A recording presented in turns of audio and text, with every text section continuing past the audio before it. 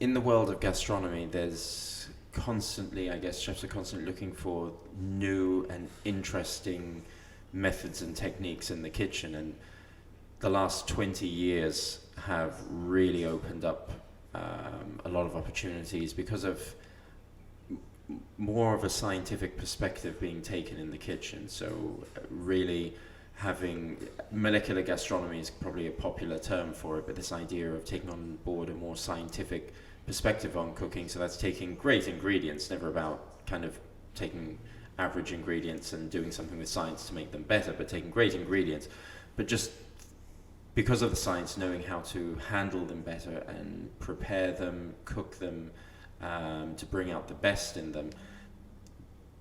A lot of chefs are looking for new, interesting, fun ways of bringing foods to the table and new techniques. Is that the same with magic? Are people constantly looking for new ways to engage and new tricks? Is that the case? Yeah, there's been a constant evolution of magic tricks really since the 15th century.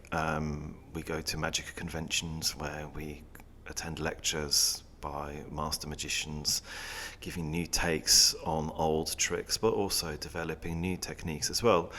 And I think one of the really big differences or big revolutions in magic has been the internet for magicians. A lot of magicians are very scared of secrets being revealed online, but in actual fact, I think that online revolution has really turbocharged the development of a lot of magic tricks. So if I think of myself, I was born in the 1970s, before the internet, and as a kid I just went to loads of libraries and bookshops to get average magic books, and it took a long time for me to get taken up into magic societies and then get to read about more expert types of magic tricks from expert books.